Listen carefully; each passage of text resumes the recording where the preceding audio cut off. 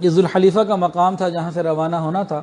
یہاں اسما بنت عمیس رضی اللہ تعالی عنہ جو ابوبکر صدیق رضی اللہ تعالیٰ عنہ کی بیوی تھیں، ان کے ہاں ولادت ہوئی اور محمد بن ابوبکر رضی اللہ عنہ پیدا ہوئے۔ صحابہ بڑے خوش ہوئے، ابھی سفر شروع ہوا ہے، ساتھ ولادت بھی ہو گئی۔ اب مسئلہ پوچھا گیا کہ بھی کیا کریں؟ نبی علیہ السلام نے فرمایا کہ بھئی آپ بھی احرام کی نیت کریں اور غسل کریں اور احرام کی نیت کریں اور ساتھ چلیں۔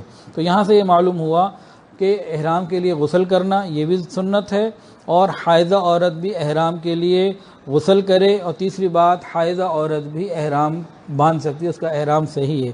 بہت ساری عورتیں پریشان ہو جاتی ہیں کہ بھی یہ معاملہ شروع ہو گیا، کیا کریں؟ ٹیبلٹ لے لیں، گولیاں لے لیں۔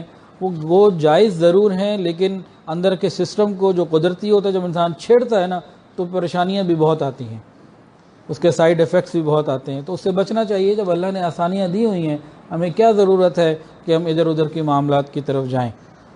زیادہ جذبہ دکھانے کی ضرورت نہیں، سر جھکانے کی ضرورت ہے۔ اس کے ساتھ بھی اللہ تعالیٰ حج کو قبول فرما لیں گے۔ تو ہمارے لیے آسانی اسی میں ہے کہ نہیں میں نے جا کے طواف ضروری کرنے، روز میں نے 2 عمرے ادا کرنے، نہیں بھائی، سر کو جھکائیں اور جیسا حال میں اللہ نے رکھا ہے اسی حال میں قبول کرنے کے لیے تیار ہے، تو ہمیں کیا ضرورت ہے جوانیاں دکھانے کی؟ یہ ساتھ ساتھ پوائنٹس اس لیے آ رہے ہیں کہ اس سے جو بات سمجھ میں آ جائے۔ اچھا، اب صحابہ چل رہے ہیں تو تلبیہ پڑھ رہے ہیں، اتنے میں سیدنا جبریل رضی اللہ علیہ السلام تشریف لاتے ہیں اور نبی علیہ السلام کو اللہ کا پیغام دیتے ہیں کہ محبوب اللہ تعالیٰ کا ارشاد ہے، اللہ فرما رہے ہیں اپنے ساتھیوں کو کہیے بلند آواز سے تلبیہ پڑھیں، بلند آواز سے تلبیہ پڑھیں۔ بلند آواز سے مراد چیخنا نہیں ہے، مناسب اچھی بلند آواز سے مردوں کے لیے تلبیہ پڑھنا یہ اللہ کو پسند ہے۔ پھر صحابہ نے تلبیہ پڑھنا شروع کیا بلند آواز سے، اور انہیں جب معلوم ہوا اللہ سن رہے ہیں، اللہ کی طرف سے پیغام ہے، اتنی کثرت سے پڑھا اگلے ہی دن گلے سوکھ گئے، گلے بیٹھ گئے۔ آج بجائے پانی کے ہم جوس اور کوک پیتے ہیں، اور کہا جائے تلبیہ اونچی آواز سے پڑھو تو شرم آتی ہے مردوں کو۔ 200 300 350 لوگوں سے جہاز بھرا ہوتا ہے، چند ایک لوگ ہوتے ہیں جو تلبیہ اونچی آواز سے پڑھ رہے ہوتے ہیں، باقی بیچاروں کو شرم آ رہی ہوتی ہے۔ یہ شرم کا مقام نہیں، عاشق کا ترانہ ہے، اللہ کے دربار پہ جانا ہے تو لبیک اللہم لبیک پڑھتا چلا جائے۔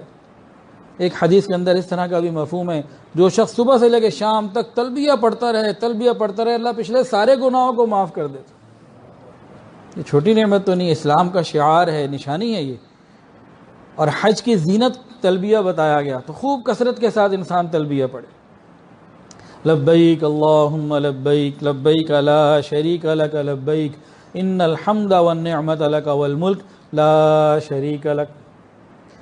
اب آپ چلے تو پہلی منزل جو تھی اس کا نام ہے ملل، یہ تقریباً 17 میل کے فاصلے پر ہے مدینہ طیبہ سے۔ یہاں آپ نے رات کو قیام فرمایا۔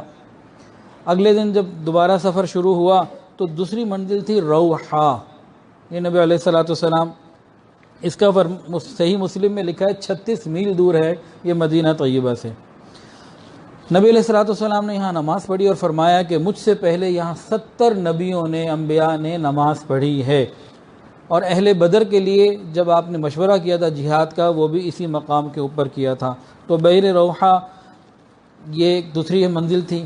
پھر تیسری منزل تھی عصایہ، جب نبی علیہ السلام بھی روحا سے چلے تو عصایہ میں تیسری منزل ہوئی، وہاں قیام فرمایا۔ وہاں پہ معلوم ہوا کہ جو محرم ہے یہ شکار نہیں کر سکتا، محرم خود شکار نہیں کر سکتا۔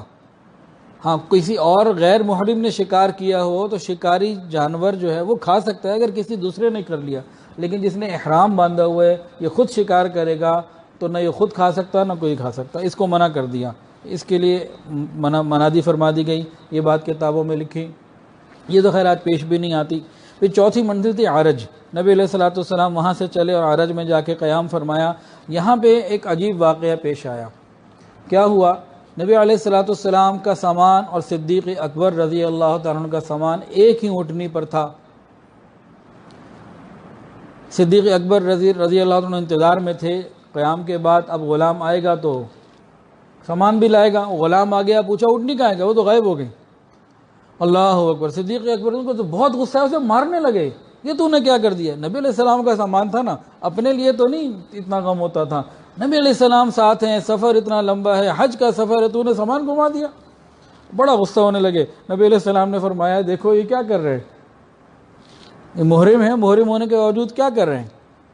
اچھا جب سامان گم ہو گیا اور دوسروں کو معلوم ہوا، ساتھیوں کو، تو کتابوں میں لکھا ہے فضالہ اسلمی رضی اللہ تعالی عنہ، ان کی آل کو جب خبر ہوئی کہ نبی علیہ السلام کا سامان گم ہو گیا تو وہ حلوہ لے کر آئے کہ نبی علیہ السلام کو پیش فرمایا کہ آپ نوش فرما لیجئے۔ نبی علیہ السلام نے وہ حلوہ لیا اور ابوبکر صدیق کو فرمایا دیکھو اللہ نے کتنی عمدہ غذا بھیج دی۔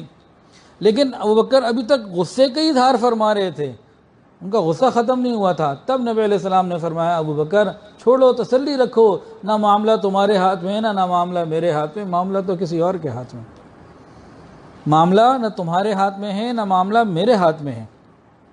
اتنے میں سعد رضی اللہ تعالیٰ نے، ایک اور صحابی نبی علیہ السلام کی خدمت میں آئے، کہنے لگے یا رسول اللہ ہمیں معلوم ہوا آپ کا سامان گم ہو گیا، آپ یہ اونٹنی قبول کر لیجئے، اونٹنی بھی ہے، اس کے اوپر زادِ راہ بھی سب کچھ موجود ہے، آپ کی ضروریات پوری ہو جائیں گی۔ نبی علیہ السلام نے ان کو واپس فرما دیا، ان کو برکت کی دعا دی اور اللہ کی شان پھر اونٹنی بھی مل گئی۔ اس واقعے کے اندر کیا سبق ملا؟ ایک سبق تو یہ ملا کہ یہ سفر ایسا ہے، اس میں کوئی نہ کوئی مشقت اور پریشانی آتی ہی ہے۔ آپ کتنا ہی اہتمام اور انتظام کر لیں، وی آئی پی چھوڑ وی وی آئی پی کر لیں، کچھ بھی کر لیں، اعلیٰ سے اعلیٰ انتظام کر لیں، کہیں نہ کہیں کوئی نہ کوئی پریشانی آتی ہے، کیونکہ معاملہ نہ ہمارے ہاتھ میں ہے نہ ٹور آپریٹر کے ہاتھ میں ہے، معاملہ تو اللہ کے ہاتھ میں ہے۔ جب نبی علیہ السلام کا سامان گم ہو سکتا ہے تو چھوٹی موٹی کوئی پریشانی سفر میں سب کو آ سکتی ہے، سنت پوری ہوتی ہے جب یہ پریشانی آتی ہے، پریشان نہیں ہونا چاہیے۔ ایک بات تو یہ یہاں سے معلوم ہو رہی۔ دوسری بات کیا معلوم ہو رہی کہ جیسے ہی معلوم ہوا کہ بھئی ساتھیوں میں سے کسی کا سامان گم گیا، پریشانی آ گئی، تو باقی لوگ آگے بڑھے، کسی نے کہا یہ لے لیجئے، کسی نے کہا یہ لے لیجئے۔ سفر میں کسی کو کوئی ضرورت پیش آ جائے تو گروپ والوں کو چاہیے ایک دوسرے کی مدد کریں، تعاون کریں، یہ صحابہ کی سنت پوری ہوگی۔ سفر اسی طرح خوشیوں سے، محبتوں سے گزرتا ہے۔ اور ایک بات اور کیا، جیسے ہی نبی علیہ السلام کے پاس وہ حلوہ آیا تو آپ نے صدیق اکبر ان کو دعوت دی، بلایا، کہا دیکھو کتنا عمدہ اللہ نے جو ہے نا سلسلہ کر دیا اور عمدہ غذا مہیا کر دی۔ اس میں کیا تھا؟ اس میں ایک تو ہے کہ اللہ رب العزت کا شکر کہ بھی تکلیف ہو گئی، چیزیں اپنی غائب ہو گئیں، اللہ نے بھیج دیا، اللہ نے انتظام کر دیا، ایک تو اللہ کا شکر، اور دوسرا لانے والے کی حوصلہ افزائی ہو گئی۔ یہاں سے ایک پوائنٹ اور نکلتا ہے، گھر میں کہیں ہم اپنے گھر میں کھانا کھائیں، کھانا اچھا لگے، مزہ آئے، کسی کے گھر میں ہم مہمان بنے، وہاں کھانا کھائیں، مزہ آئے، تو گھر والے کی تعریف ضرور کریں، اور اپنی بیوی کی تو ذرا زیادہ تعریف کر دیا کریں، بھئی آج تو آپ نے بہت ہی اچھا کھانا پکایا، تاکہ دوبارہ بھی اچھا کھانا ملے۔ اس طریقے سے حوصلہ افزائی کرنا اور دل جوئی کرنا، یہ نبی علیہ السلام کا طریقہ ہے۔